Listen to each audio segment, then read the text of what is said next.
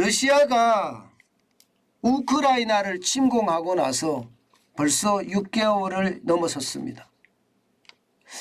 2월 24일이었죠. 그죠? 그러면 8월 24일이면 이제 6개월이 넘어선 거잖아요. 이제 7개월째 접어들은 거예요. 그런데 그동안 러시아는요 쉽게 말하면 박살 나고 있습니다. 우크라이나는 더 박살이 나고 있고요. 러시아가 우크라이나를 침공하고 나서 파괴된 마을 수만 하더라도 여러분 무려 3,000곳에 이릅니다. 3,000곳. 말이 3,000곳이지 여러분 생각을 해보자고요. 엄청나게 많은 마을이에요.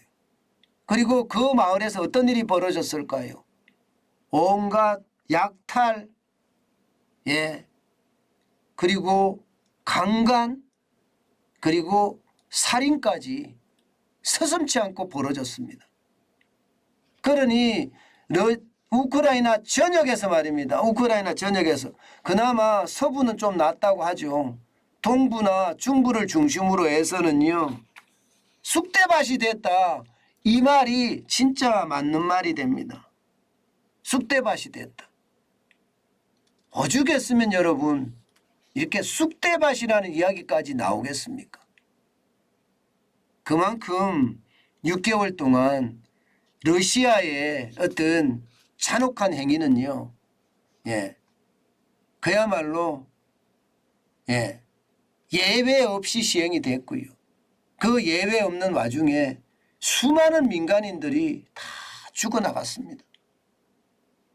오죽했으면 피난민만 1,300만 명이라고 할까요? 1,300만 명. 여러분 우크라이나의 전체 인구가 4,100만이거든요. 그럼 4,100만 명 중에 피난민이 1,300만 명이면 우크라이나 인구의 4분의 1이 전 세계를 지금 떠돌아다는 거예요. 떠돈다. 뭐 러시아로도 많이 갔고요. 러시아로도. 뭐 폴란드, 독일, 뭐 슬로바키아, 오스트리아, 슬로베니아, 헝가리, 루마니아, 몰도바, 크로아티아, 세르비아, 불가리아, 알바니아 안 간 데가 없어요. 안 간 데가 영국까지 심지어 저기 스페인까지 갔습니다. 스페인까지. 얼마나 많은 인구인지 알겠죠. 1,300만이. 그중에서 말입니다. 그중에서 이게 해외로 간 사람만 665만 명, 665만 명. 참 이런 것을 보면 말입니다. 얼마나 많이 심각해졌는지 그 상황을 가히 짐작하고도 많습니다. 여러분 이거 한번 보세요. 15만 명이 죽었어요. 15만 명. 이것도 예측치입니다. 예측치. 러시아군은 7에서 8만 명 정도 죽었다고 합니다. 우크라이나는요. 기본적으로 7만 5,700명 가량이 지금 사상자가 났다고 해요. 군인만 10,000명이 넘고요. 그 다음에 3만 명이 부상을 당했고요. 7,200명이 실종이 됐다고 해요. 민간인은 적어도 28,500명 이상이 사망을 했을 거다. 이렇게 예상을 할 정도입니다. 그야말로 아비규환이죠. 지옥이 따로 없는 거예요. 지옥이.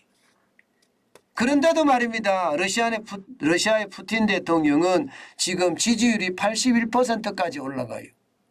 이렇게 가난한 나라를 짓밟는데도 러시아의 여론은 높다는 사실. 참 아이러니하죠. 인간의 목숨을 그야말로 짐승처럼 빼앗는데 이것을 찬양하는 러시아인들이 많다는 것은 세상이 진짜 인간이 너무 잔인하구나. 사실 여러분도 알다시피 우크라이나하고 러시아는 이 태생이 같아요. 키예프 공화국이라고 말입니다. 지금 우크라이나 수도인 키예프에서 키예프 공화국이 탄생을 했을 거 아니에요. 이게 만주족이 말입니다.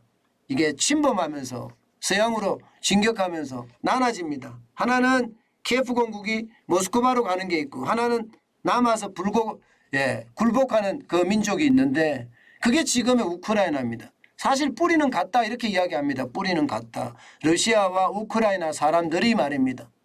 그런데도 불구하고 탱크를 앞세워서 짓밟고 총칼로 찔러서 죽이고 이런 일들이 잔인하게 일어나는데 러시아 푸틴 대통령의 어떤 지지율은 80%가 넘는다고 하니 참 환장도 할 노릇이죠. 저는 이것을 보면서 말입니다. 아마 여러분들도 느끼셨을 거예요. 대한민국도 뭐 별반 다르지 않을 수도 있습니다.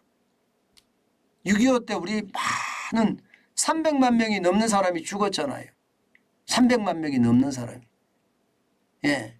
그런 일이 다시는 일어나지 않아야 되는 것은 당연하지만 세상은요. 모든 게 장담할 수가 없듯이 우리도 만반의 준비를 해야 합니다. 지금 우크라이나는 완전 쑥대밭으로 변해가거든요. 그나마 말입니다. 서방이 돈으로 엄청 도와줍니다.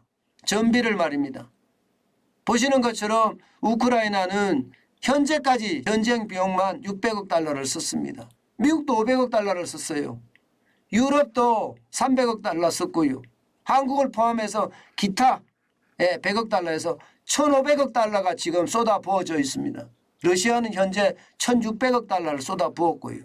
양쪽 전비를 우리 돈으로 합치면 414조 원이나 됩니다. 3,100억 달러 말입니다.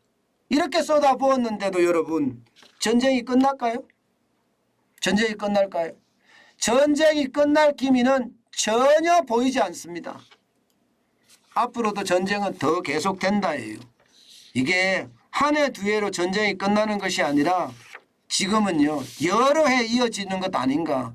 혹시 말입니다. 대한민국처럼 휴전으로 가지는 또 않겠느냐 그런 이야기까지 나올 정도입니다. 지금 우크라이나는 지금 이 사진에서 보시는 것처럼 동부 지역에 대해서 아주 강력하게 지금 공격을 하고 있기는 해요. 그러면서 자기네 영토를 찾겠다 이렇게 이야기는 하지만 여러분 보시는 것처럼 장난이 아닙니다. 그만큼 전쟁은 잔혹하고요.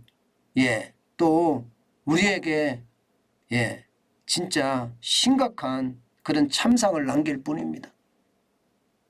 저는 우크라이나가 강대국에 맞서서 자기 나라를 지켜낸 것 이것도 저는 대단하다고 봅니다.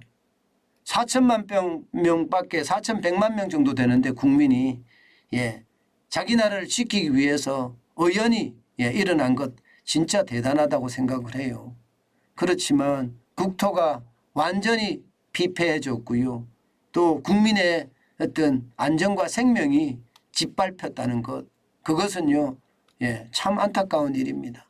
앞으로도 이런 일이 계속될 수밖에 없다는 것이 현실이라고 이야기하니 그 상황이 얼마나 지독한지 우리는 지금 간접적으로 경험하고 있습니다.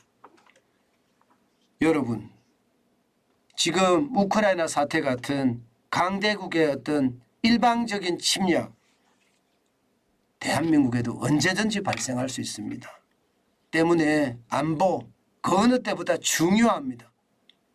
지금 중국의 눈치를 보고 북한의 눈치를 보고 그럴 수 있는 시간적인 여유가 없어요.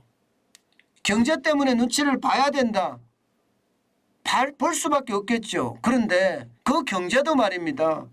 초격차 기술로 중국이 우리에게 의존하게 만들기만 하면 돼요. 저는 그런 전략을 빨리빨리 해야 된다고 봅니다. 시간이 없습니다.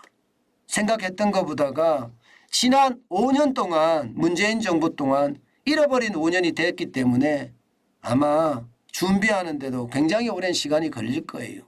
그렇지만 준비해야죠. 그래야지 우리가 미래 우리 후손들의 안보까지 이게 쉽게 말하면 잡지 않을까요? 지금 안보를 잡지 못하면 그 어느 때보다 심각한 그런 양산이 되지 않을까. 저는 그런 생각 많이 해봅니다. 그만큼 강대국은요. 자국의 이익을 위해서 노력할 뿐이라는 것. 이거 반드시 우리는 명심하고요. 그 속에서 우리가 살아갈 수 있는 방법이 뭔지 다시 한번 연구해 봐야 되는 것 아닌가. 저는 오늘 그렇게 생각해 봅니다.